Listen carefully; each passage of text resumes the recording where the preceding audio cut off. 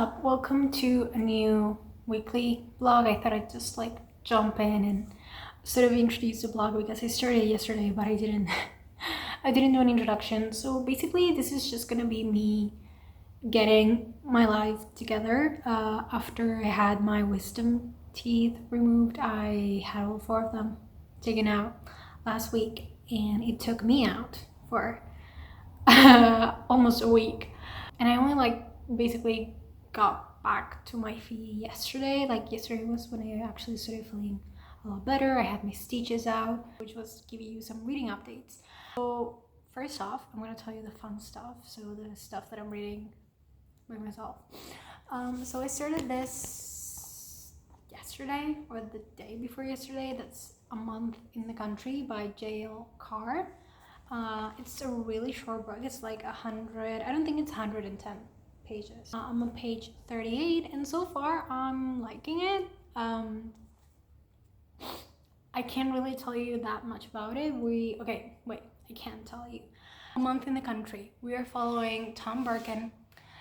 He's a young man who was a soldier during the First World War. It's been 2 years, a year or two since the end of the war. This is set in the summer of 1920. He's obviously dealing with post-traumatic stress. He's got some twitching in his face as well, which if I remember right, was a very common thing amongst World War I soldiers. But now he's in Oxfordshire, which is in the north of England. He calls it enemy country because he's from London, from the south. And he's there to restore a church painting, a medieval church painting that has been covered up, and that a very wealthy lady, it seems, left in her will that she wanted that painting to be restored. So because he's one of two people who do that as a profession, he's the one they call, the one that they hire. And basically that's as far as I've got in the story, we are meeting some of the characters, some of the people who live in this village of Oxfordshire. Honestly, you never know how they pronounce stuff in England. So far I'm liking it. It's not blowing my mind or anything, but it's pretty good so far. And then the other thing that I'm reading is something that I actually started last night. It's an audiobook, and it's The Grace of Wild Things by Heather Fawcett. I recently finished a reread of Anne of Green Gables, and I'd heard that The Grace of Wild Things was a sort of retelling of Anne of Green Gables. So I was really excited to finally, since I just literally finished it a couple days ago, I was like, okay, now is the perfect time for me to read The Grace of Wild Things. And I'm literally I'm literally just at the beginning. I'm probably still in the first chapter, but I'm already having so much fun with it. And Grace is so reminiscent of it. I can totally see how this is a retelling, because then I have a lot of stuff to read for uni. So okay, first off, there is something that is a mix between the two. So this is something that I'm reading both for myself, but I also do have to read for uni, and that is Dante's Inferno. So for the class which final exam I'm going to be sitting for very soon, I actually only have to read Canto 26 of this, but I'd already started reading it just because I've always wanted to read it. So I'm just reading the whole thing. It's not a very long book. Before I picked it up, I genuinely thought that it was obviously the whole Divine Comedy is quite long, but the Inferno by itself is not. So I'm on Canto 14, so I've still got quite a way. I've still got quite a bit before I get to Canto 26, but hopefully today will make progress towards that. The other book that I need to read for uni is Dead Poets Society, which I do not want to read that book. I cannot tell you how much I don't want to read it. I've seen the movie. I really like the movie, and I've heard only like awful things about the book. But it's either reading that or Half of a Yellow Sun, which is like a huge book. So I decided to go with that Poets, which is only like 190 pages. So hopefully I'll be able to get through it quite fast, and it'll just be something that I have to read for uni. So yeah, that's basically the plan for today, just to sort of make progress with all of these reading that I have to do. I spend the morning sort of getting back into the flow of things, going back over notes, rereading notes that I'd done before my surgery, just to sort of like refresh my knowledge. Contacted some of my teachers because school, like teachers came back to uni while I was like post-surgery. Well, post-surgery, it's not that big of a surgery, but I was pretty out of it for a while. So I sort of like just sent some emails to them asking for like office hours or like some questions that I had. And now in the afternoon, the plan is just to read both the things that I want to read and the things that maybe I don't want to read that much, but that have to be read nonetheless. So let's get started.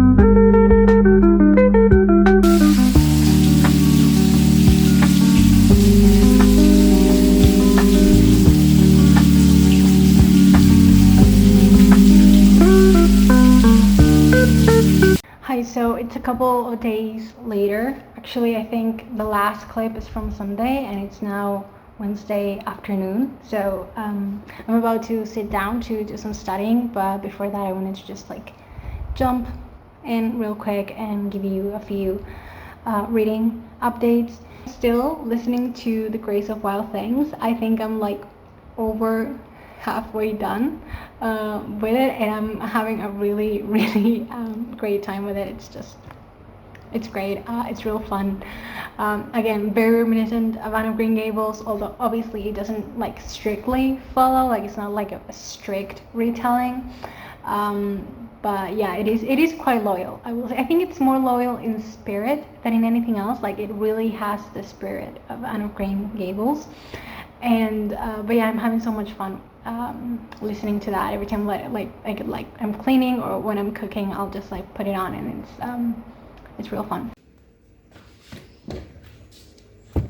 Reading updates. Okay, honestly, please excuse the fact that I look like shit, and also the fact that the light is so bad. It's very cloudy this morning.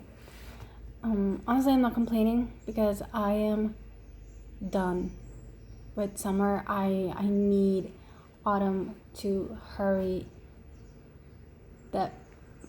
I need autumn to hurry up. Okay, I can't with the 30-degree days anymore. Just please. The only good thing about this summer has been the fact that it's rained quite a bit, and it usually doesn't rain as often here, but this summer has been quite rainy, and I love the rain, so I've been very happy about that. Hopefully, I think today or tomorrow there's like supposed to rain, to be a storm or something. I don't know. Anyway, reading updates. So On Sunday, okay, today's Thursday morning. On Sunday, I finished a month in the country. I have some notes here, and so I can tell you my thoughts on it. I ended up really liking this. I don't know if you can remember, but I told you that I wasn't really that it was fine, but I wasn't really enamored with it. And it's not necessarily that now I am enamored with it. I did end up giving this 4 stars, even if it's not a new favorite or anything, because I do think that it deserves the 4 stars because it is very good. And usually I only give books 5 stars when they're both very good, and also when I enjoy them very, very much. So a book, it could be a 5-star book, but I won't give it 5 star unless I'm completely head over heels in love with it. And in this case, I thought it was a great book. I really enjoyed it, but I wasn't in love with it, which is why I gave it 4 stars and not 5. But I couldn't give it less than 4 because it really is a very good book. And now that I've read it, I can actually tell you a little bit more about it. We're following Tom Birkin as he arrives at the northern country village of Oxcodby. This is 1920, the summer of 1920, and Tom is not having a good time. He has recently returned from, well, not recently, recently-ish. He's returned from the war, the First World War. He had shell shock, so he's still got a twitch in his face and stammer. His marriage sort of fell apart. His wife has left him for another man, so he's just not really doing too good.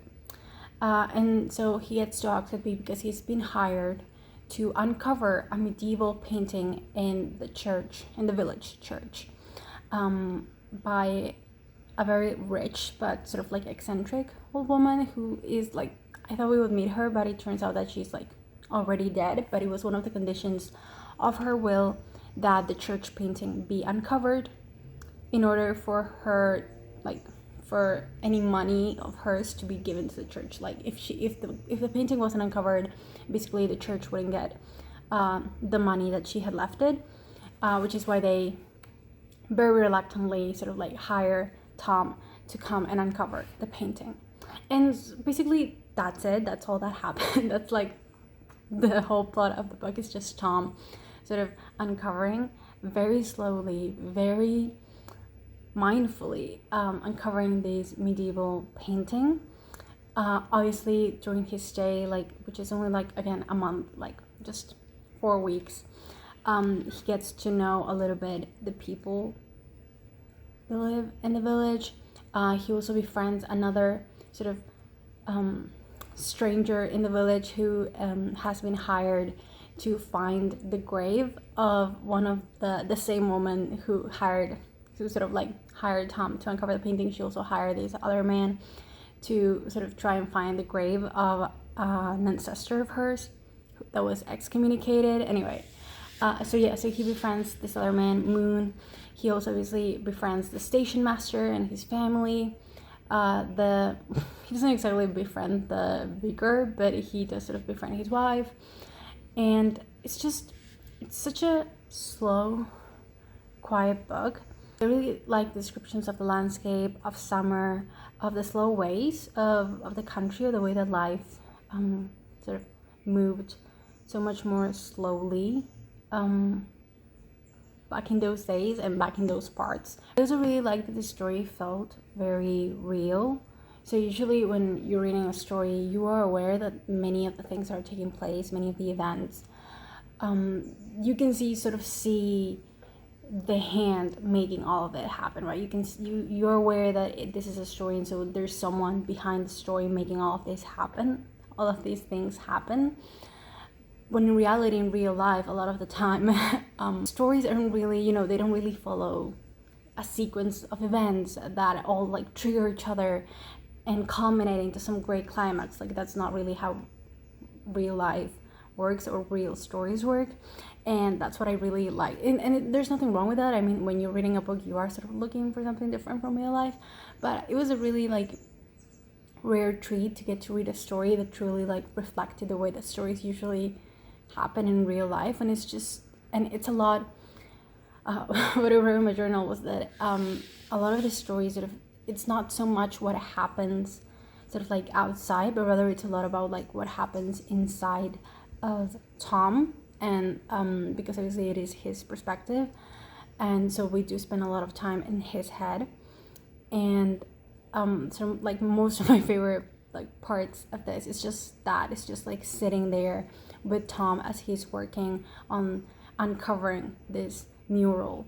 I wrote that it's got that faded summer memory feel to it, and obviously that's very much on purpose. The narrator Tom is sort of telling the story from hindsight, so years after his stay at Oxgoodby, he's writing about his time there.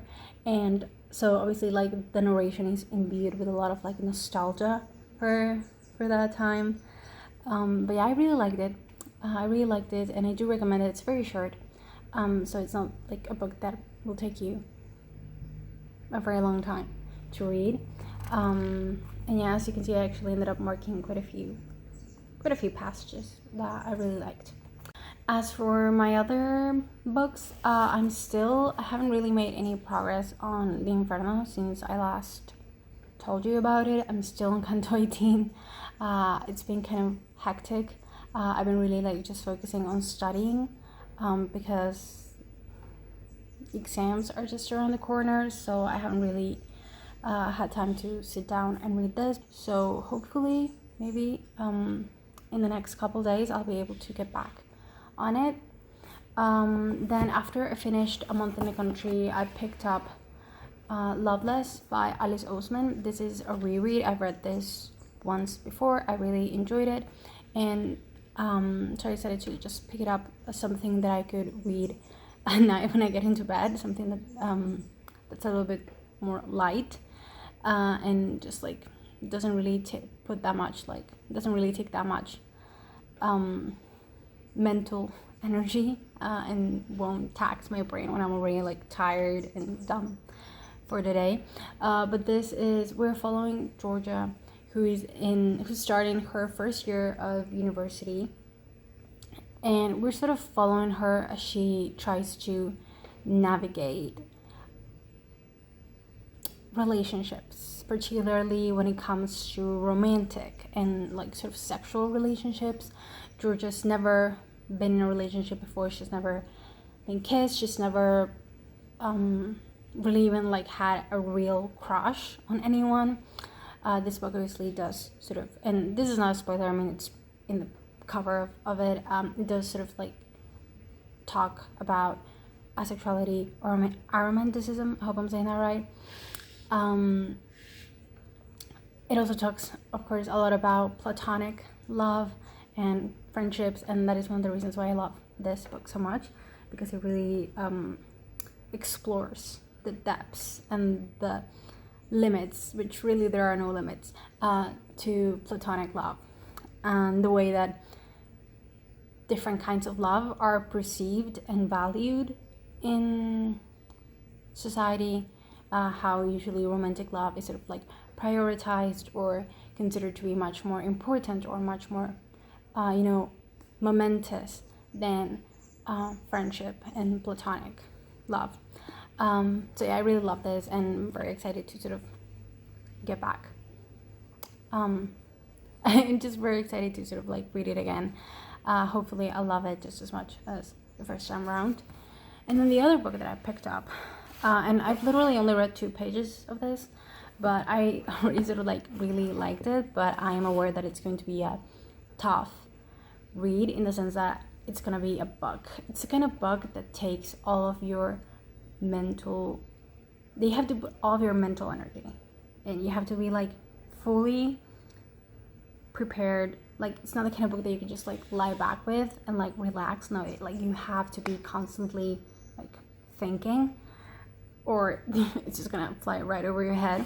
And that is Demian by Herman Hesse.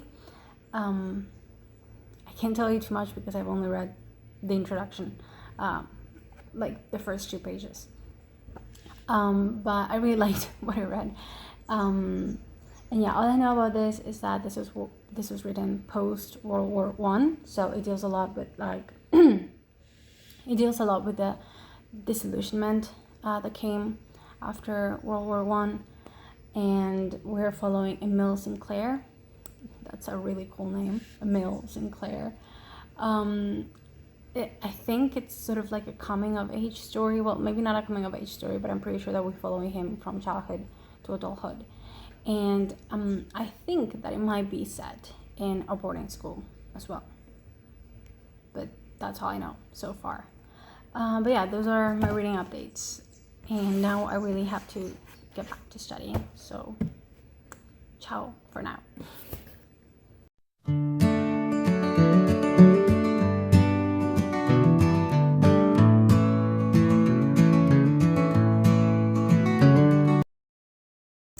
Hi, so as you can see, I've just showered, and in a bit I'm going to start making I'm gonna make pizza dough because I have a friend coming over later, and we're gonna make some pizza for dinner, and I don't have any like pre-made pizza, so I'm just gonna make it from scratch, and it's gonna be a lot better that way.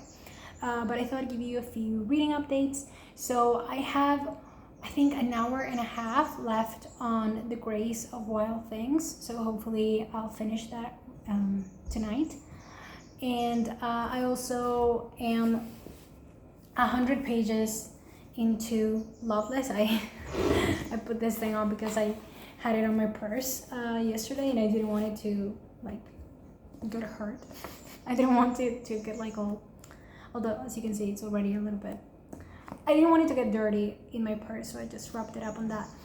But yeah, I'm 100 pages in, and so far it's good. I mean, it's not like the best book ever written, at least in terms of like the writing style, but it is sort of, I'm very interested in the topics that it talks about. Okay, that's like one of the reasons why I enjoyed this book so much. Not so much the writing, but it's not like badly written or anything. It's just, you know, it's a very plain and direct sort of writing style.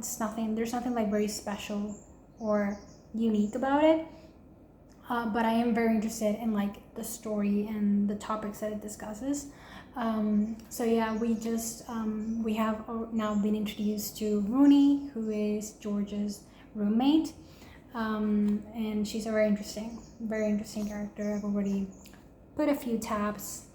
I got some new. Wait, I think I have them here. Yeah, I got this new tabs, which are really cute, and these ones, like, they are the exact same color as the cover, so I'm using those. And then I started another book, and I wasn't supposed to start another book because I'm already reading way too many books. Okay, I'm already reading currently 4 or 5 books if we count audiobooks, because I also have a few other like non-fiction audiobooks going on at the moment, but I couldn't help myself. I started Anne of Avonlea. It's just I loved Anne of Green Gables so much. Like, I'd forgotten truly how much I love like her, like how much I love Anne, but also how much I love like just the world and the writing. Like Lucy Maud Montgomery, just like I love her writing and her descriptions and everything. So I just like, okay, like maybe you could just like read this like very slowly. Like, obviously I'm going to prioritize the other books that I'm already currently reading, but I just really wanted to like get started on this. But yeah, and I actually brought this other book so my mom, she's a bit like sick, and it's nothing serious, but she had to she had to stay at the clinic for a couple of days, and she isn't really much of a reader, but she asked me if I could like bring her something to read so she could pass the time, because she didn't really have anything else to do. And I brought her Rilke's Letters to a Young Poet, and she actually started reading it, and she didn't really like understand. Like she was very confused. Like she didn't understand like who was writing to whom, who was who, and ultimately she was like, yeah, I don't think it's for me. And I mean, I wasn't really that surprised because I know that she doesn't really like reading. But I was just like flipping through this and like reading some of the quotes that I'd marked, and I'm just like, now I really want to read this, and it's like really short, but at the same time it's like I was reading through it and I was like it almost made me cry. Like, I don't know why this made me so emotional, because the first time that I read this, I've only read this once, I read it last year, and I really enjoyed it. I thought like, oh wow, this is beautiful, so full of wisdom, but it didn't really like, I didn't really like connect emotionally to it, I guess. And I was just like flipping through it, just like reading some of the quotes that I marked, I just started getting like so emotional, and I'm just like, I don't know if it's because I'm on my period. Like, I know I don't want to contribute to the whole like stereotype that women on their period are like too emotional and stuff, but I do tend to get like very, very emotional on the days leading up to my period, and like I like get like, I cry very easily, or at least I get like the urge to cry very easily on the days leading up to my period. I don't think there's anything wrong with that, honestly. But yeah, I don't know, I really want to reread this now, and it's so short. I feel like I could just sit and read it, but I don't know, we'll see. Anyway, I'm gonna get started on that though. So I finished the dough, and it's now resting, so it can rise. But I thought, I opened the fridge and I found these bananas that are very much, as you can see, they're very, very ripe, and I don't think anyone's going to eat them, but I didn't want them to go to waste, so I'm gonna make some banana bread with them. So yeah.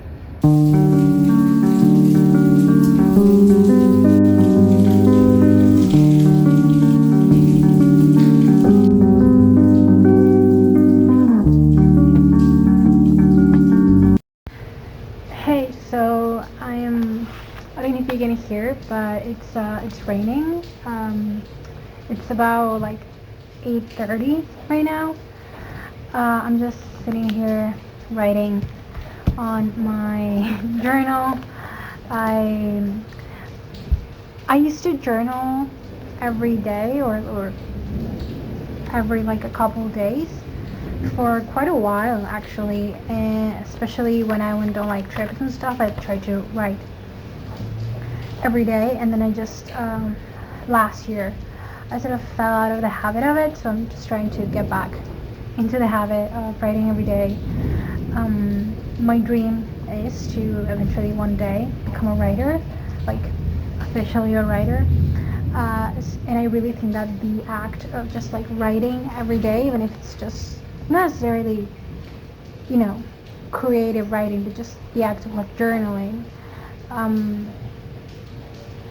I really think it's not only beneficial in a mental health sense, but I also think that as a writer, the exercise, it's also a good exercise, is what I'm trying to say. So I'm really just trying to get back into the habit of that. I really do enjoy writing, and once I sit down, I do start sort of like, I can write like pages and pages, but I don't know, in my head it's just, the hardest part is always just sitting down to do it. Like, I don't know why just sitting down to write always seems like such a hard thing to do. But yeah, so I have my little mug of yerba mate, and I don't know, it's just so cozy, like with the rain. I really love them. Like, it's so rare that this kind of like things happen, that I sit down to write with my little mug and suddenly it starts to rain. Like, it's just, I don't know. And also I just like baked a banana bread. It turned out really good, and I have some pizza dough also sort of resting. So yeah, I don't know, it's just a really, really nice evening.